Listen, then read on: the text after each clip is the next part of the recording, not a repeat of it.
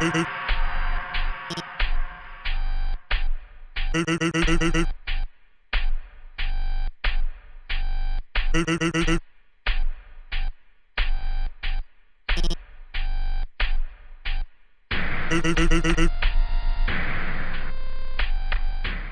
hey everyone, what's up with that music? Let's get something a little more cheery going on, shall we?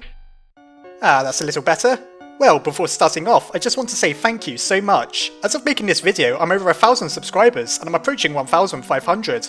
I've literally read every comment that's been posted so far, and the vast majority are just as encouraging and positive as can be, so I just want to say a huge thank you to everyone. Quite a few people have asked for shoutouts for their birthdays and the like, though unfortunately I can't do that for everyone. So if it's your birthday today, happy birthday! And to you and to everyone else, thanks for watching Underlab. Right, so on to the big topic. Is Chara evil, or what is she to begin with even? This all stems from my What If Azrael Never Died video, where I implied she'd probably take over his body and force him to ruin everything if the pair still existed in the same body. I just wanted to throw a little twist on the end of the video, and I'm sorry I've caused such a mass debate. Hopefully, we can clear things up a little this time.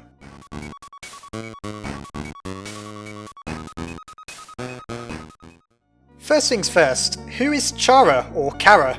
A popular theory is that she's the real character of the game, and so therefore you would pronounce her name Chara, not Chara.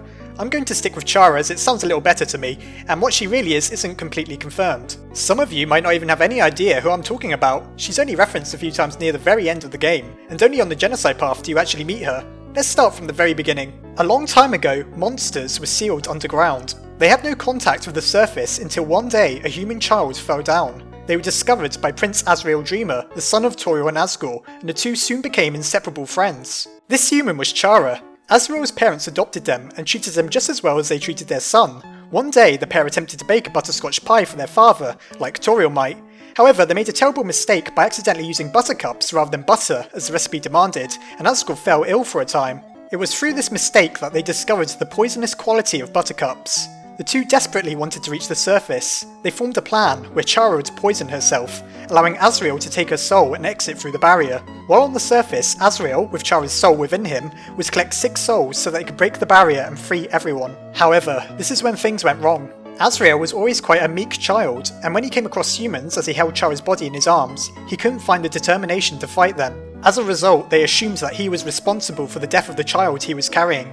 They attacked him, leaving him horribly wounded, but he managed to escape back to the underground. There, poor Azrael died, and his ashes fell on the earth where a golden flower bloomed. So, Chara and Azrael are dead, right? That's all there is to it? Not quite. Azrael also managed to take Chara's body with him back through the barrier, so it would seem. She was placed within a coffin beneath New Home, at least according to this line of dialogue from Flowey. Oh right, so the flower that bloomed was injected with determination, and though it now has Azrael's memories, it lacks a soul, resulting in the character we all know as Flowey. When you explore Asgore's basement, you also find coffins containing what seems to be the bodies of 6 humans. One of these is Chara, though she's not actually in her coffin. I should probably point out that Chara isn't always called Chara. In fact, she's the character you name at the start of the game. Is there a reason for this? Is Toby just trying to subvert your expectations? Well, there's plenty of interpretations. I'm not too big on those. If you go on the genocide path, you supposedly reawaken her. She begins to talk for your character, ergo Frisk, and you get some insights into her personality. Apparently she's disappointed by the lack of chocolate in Asgore's fridge. After brutally murdering everyone, you finally get to confront Chara face to face, where she reveals everything. Sort of. She explains that it was your actions that reincarnated her, and that everything you've done has been yourself, and not her. This part is quite ambiguous, there's no getting around that, though the implication appears to be that the game is insisting that you're responsible for your own actions. To that end, it's not really clear what's happening here, though I'm willing to propose several possibilities. Firstly, this really is Chara, and she's just gone back up from the dead. We know that she despises humanity, and well, she may as well despise everyone else. That's why after completing the genocide path and restarting, you can never really enjoy a truly happy end, as from that point onwards you're possessed by her. If you complete a true pacifist run after erasing the world, you discover that Frisk is still polluted with evil, and it's heavily implied that you go on to kill all monsters and maybe even all humans. Though the question is whether Chara is truly involved in any of that, and this is where things get a little convoluted. The entity you encounter at the end of the genocide path appears to be nothing more than the embodiment of the player's stats. We know that these stats are innately evil things, as they stand for things such as level of violence and execution points, as Sans explains. The little girl that Azrael once considered to be his best friend doesn't appear to have much to do with this. But what do I know? There's nothing saying for sure what's happening here. One way or another though, I don't believe that this is truly the Chara that was once Azrael's friend. It could be a twisted version of them resurrected through the evil of the player, or it could just be a reflection of the player's morality. I could go on and on, but let's keep going. It's worth noting that after completing a pacifist run and returning to see Asriel in the ruins, he mentions that Chara wasn't really the best of friends, and that he wishes that he had a friend like you, Frisk, all along.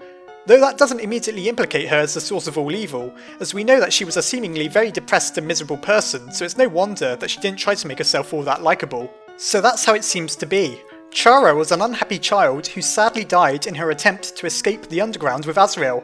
What you meet at the end of the genocide run is clearly something far more than that, though what exactly isn't clear. All we know is that it calls itself Chara. So all Chara was a human child, and she isn't evil. Or is she? It depends on how you look at it. She's only as evil as you consider Asgore to be, as she was prepared to help Asriel collect 6 human souls for their plan. Yes, it was for a justified and good reason, but it does still involve the deaths of 6 potential innocents. I think it's highly debatable how morally good committing an act like that is, and it's certainly something Toriel wouldn't agree with. Alright, so that's my take on Chara.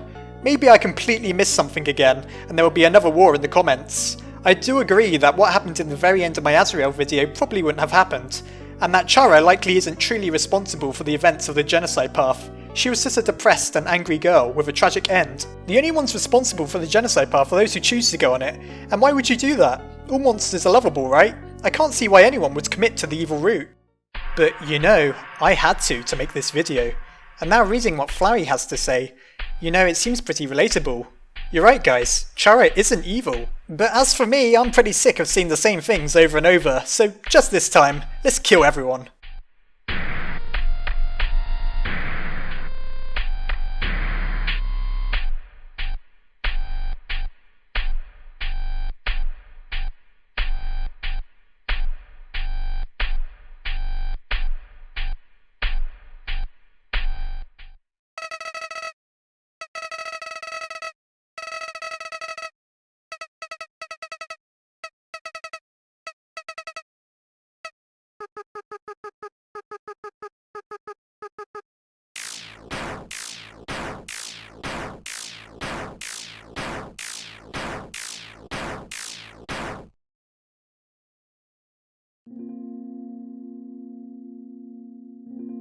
Well, I can't pretend that wasn't cathartic. Sorry, I just needed to let off some steam. Also, I was trying to be clever and make a point that it's the player who chooses to be evil and all that. You probably got what I was going for. Things got a little dark this episode, so expect something light-hearted for next time. See you later.